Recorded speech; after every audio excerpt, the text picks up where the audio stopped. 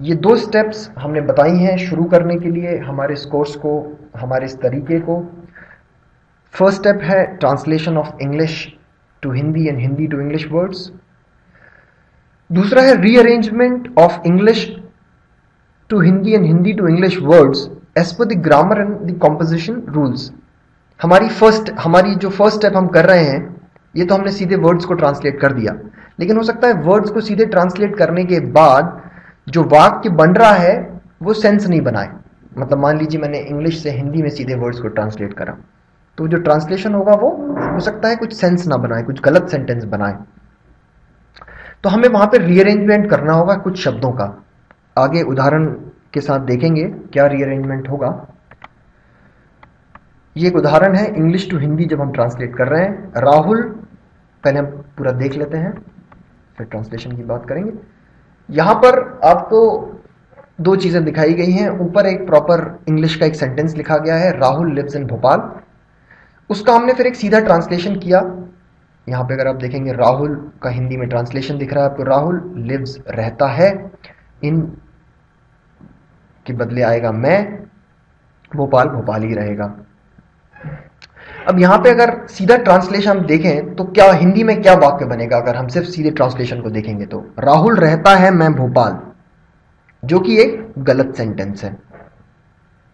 इसका सही सेंटेंस ऐसा कुछ होगा, राहुल भोपाल में रहता है, जो कि हम जानते हैं हिंदी भाषी लोग हैं तो ये तो हमारे लिए कॉमन सी बात है। लेकिन अगर सीधा ट्रांसलेशन करेंगे तो हमें यह चीज नहीं मिलेगी। इसीलिए हमने कहा था कि हमें कुछ शब्दों का रीअरेंजमेंट करना होगा। अब रीअरेंजमेंट कैसे कैसे हो रहा है, पहले हम इन आखिरी दो शब्दों को देखते हैं। सबसे पहले तो इन दो शब्दों का रीअरेंजमेंट हो रहा है। भोपाल इसकी जगह पे आ रहा है, मैं इसकी जगह पे जा रहा है। फिर ये दोनों शब्द एक उपवाक्य की तरह सेंटेंस के बीच में आ जा रहे हैं। यहां पे देखिए आप, ये बीच में आ जा रहे हैं। राहुल अपनी जगह पे है, राहुल ने कुछ भी नहीं बदला राहुल के साथ, लेकिन ये जो बीच में जो इंग्लिश के दो आखिरी वर्ड्स थे वो हिंदी में बीच में आ रहे हैं और साथ में उनमें कुछ अदला बदली भी हुई है। और जो रहता है, आपको लिव्स दिख रहा है, वो आखिरी में चला जा रहा है।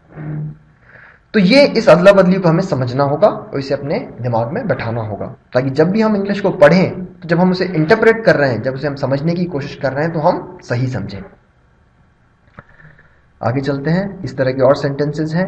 He is a student of class 5, वह है छात्र का कक्षा 5, जो कि एक गलत सेंटेंस है। वह कक्षा 5 का छात्र है। फिर से सबसे पहले इन शब्दों को हम देखते हैं। यहां पर एक उलटफेर हमने किया, ये यहां गया, ये यहां गया, ये चीज फिर बीच में आ गई। और जो हमारा है जो हमारे इस वह को, इस ही का होना बता रहा है। थोड़ा सा अब ग्रामर वाली टर्मिनोलॉजी हम यूज करेंगे। ही यहां पर सब्जेक्ट है। सब्जेक्ट मतलब उद्देश्य हमारे सेंटेंस का। आगे देखते हैं इसके बारे में। हमने लिखा है ये सब है यहां पर क्रिया का काम कर रही है। क्रिया का काम होता है किसी चीज का होना बताना। वह क्या काम कर रहा है, उसका जो भी सब्जेक्ट है हमारे वाक्य का, वह क्या काम कर रहा है उसके बारे में बताना, उसकी किसी स्थिति को बताना, ये क्रिया का काम होता है। इस तरह के जो शब्द होते हैं, है, रहता है, खेलता है, ये सब क्रिया हैं। ये सब अन्य शब्द हैं, इनकी डिटेल्स आपको दूसरे लेक्चर्स में मिलेगी। अभी हम बस इनको अदर वर्ड्स कह के छोड़ देंगे। यहां पे अगर आप देख रहे होंगे जो ये अदला बदली हो रही है, ये इस ऑफ के कारण हो रही है, इस का के कारण हो रही है। आगे देखते हैं, ये एक बड़ी प्रॉब्लम है, इसे थोड़ा सा हमें समझना होगा। एक और एग्जांपल, ही प्लेज फुटबॉल, वह खेलता है फुटबॉल, गलत सेंटेंस है। वह फुटबॉल खेलता है, सही सेंटेंस है। फिर से वही किया हमने, रीअरेंजमेंट ऑफ वर्ड्स, इसको पीछे पहुंचाया, इसको बीच में लेके आ गए हम। हिंदी टू इंग्लिश, इसी चीज को हमने फिर से करने की कोशिश की है। आप पॉज करके देख सकते हैं अगर आपको इस चीज को और समझना है तो। ये सही सेंटेंस नहीं बना रहा है सीधा ट्रांसलेशन, हमको रीअरेंजमेंट करना पड़ रहा है वर्ड्स का, और फिर एक ये सही सेंटेंस बन रहा है। वह फुटबॉल खेलता है, ही फुटबॉल प्लेज, जो कि गलत सेंटेंस है। ये सब इनके सीधे ट्रांसलेशन है।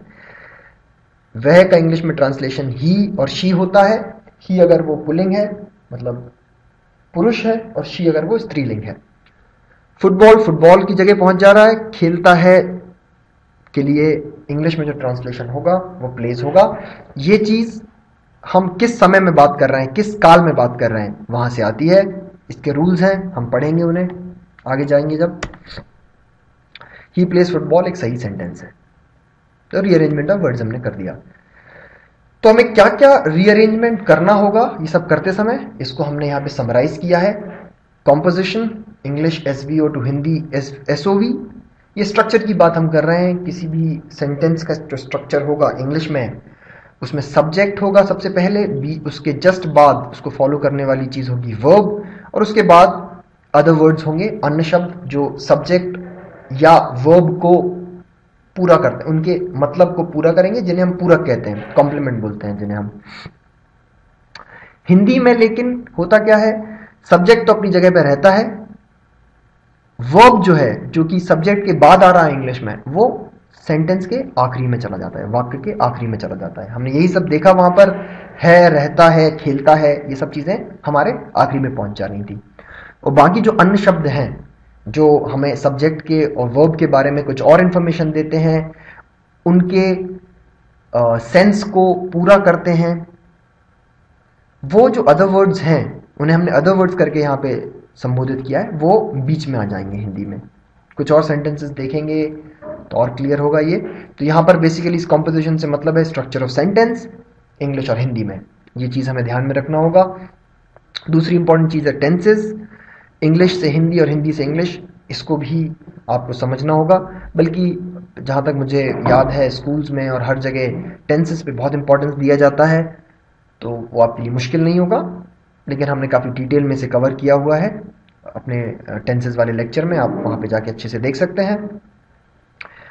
तीसरा पॉइंट है English preposition to Hindi postpositions. ये थोड़ा सा ज़्यादा परेशान करने वाला है, जैसा कि मैंने आपको बताया था, का और ऑफ जो हमने देखे थे वहाँ पर। सो प्रीपोजिशन वैसे क्या होते हैं, इन, एट, ऑफ, इस तरह के जो शब्द होते हैं, इनका काम होता है जो भी वाक्य में संज्ञा है, नाउन है सेंटेंस में, या प्रोनाउन है, या नाउन फ्रेज है, इस तरह के जो शब्द होते हैं, उनको ये सेंटेंस के दूसरे शब्दों के साथ जोड़ता है। ना एक नाउन को दूसरे नाउन से जोड़ सकता है, एक नाउन को किसी एडजेक्टिव के साथ जोड़ सकता है, किसी विशेषण के साथ जोड़ सकता है। ये टर्मिनोलॉजी जो है ग्रामर की, ये आप लोगों ने कहीं ना कहीं पढ़ रखी होगी। वैसे हमने इसके लिए एक और अलग लेक्चर बना रखा है जहाँ पे हमने टर्मिनोलॉजी की बात की है, क्या एडजेक्टिव है, क्या नाउन है।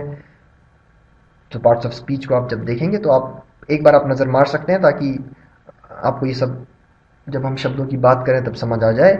यहाँ पर हमने वो वाली अप्रोच नहीं रखी है जहाँ पे हमने इसे पहले हम ग्रामर नहीं पढ़वा रहे हैं आपको, हम पहले लैंग्वेज को व्यवहारिक बना रहे हैं। हम बस ये चाहते हैं कि आप लैंग्वेज पढ़ना शुरू कर दें, उसको इंटरप्रेट करना शुरू कर दें, इसलिए हम ग्रामर के एग्जैक्ट रूल्स में नहीं जाएंगे। यहाँ पर जो इंग्लिश के जो ये शब्द होते हैं प्रीपोजिशंस, प्री इनमें क्यों आता है, इसका एक इंपॉर्टेंस है। प्री का मतलब होता है पहले, सो प्री पोजिशन, इनकी पोजीशन जो होती है वो नाउन या प्रोनाउन के पहले होती है। हिंदी में ये शब्द हमारी विभक्तियां बन जाते हैं, जो कारक और विभक्ति में जो रिलेशनशिप होता है वो विभक्ति बन जाते हैं यहाँ पे। लेकिन यहाँ पे हिंदी में प्रॉब्लम ये है कि ये शब्द जो होते हैं ये इनकी पोजीशन चेंज हो जाती है। यहाँ पे नाउन या प्रोनाउन के पहले थे ये शब्द, यहाँ पे नाउन या प्रोनाउन के बाद में आते हैं। जैसे कि आपने उदाहरण देखा होगा, भोपाल में रहता है, यहीं पे देख लेते हैं, ये यहीं पे उदाहरण है। यहां पे ये हमारा विभक्ति है, ये हमारा संबंध बोधक शब्द है, भोपाल में। ये इस भोपाल को इस क्रिया के साथ कनेक्ट कर रहा है। मैं शब्द जो है ये भोपाल के बाद आ रहा है। लेकिन जब इसका इंग्लिश का हम सही सेंटेंस देखते हैं तो ये इन जो है ये भोपाल के पहले आ गया, ये यहाँ पे प्री बन गया है, और यहाँ पे ये पोस्ट बन गया। पोस्ट मतलब बाद में।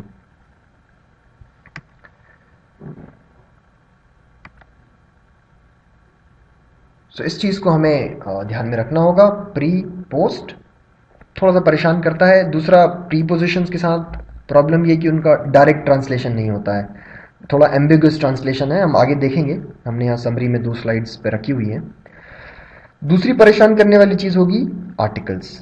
ये क्यों परेशान करने वाली चीज़ होगी? क्योंकि आर्टिकल्स हिंदी में होते ही नहीं हैं। यहाँ पर हम जिन आर्टिकल्स की बात करेंगे वो 3 होंगे, ए, एन, द। ये 3 ही है जो हिंदी में नहीं होते हैं, इसलिए परेशान करते हैं। बाकी जो और आर्टिकल्स होते हैं वो मिल जाते हैं हिंदी में भी, तो वो तो सीधे ट्रांसलेशन से भी आ जाएंगे, बट ये होते ही नहीं है हिंदी में, और इंग्लिश में इनका बहुत ज़्यादा यूज़ होता है, तो यहाँ पे थोड़ा सा परेशानी होती है लोगों को। इसके अलावा छोटी मोटी चीज़ें और आपको होंगी। पोजीशन ऑफ एडवर्ब, एडवर्ब जैसे हिंदी में क्रिया विशेषण बोलते हैं, उसकी पोजीशन, लेकिन ये इतनी बड़ी चीज़ नहीं है, जब धीरे धीरे आप पढ़ेंगे तो ये सेट हो जाएगा। ये 3-4 चीज़ें जो ऊपर लिखी हुई हैं, इन पे थोड़ा सा विशेष ध्यान देना होगा इस लैंग्वेज को अच्छे से इंटरप्रेट करने के लिए।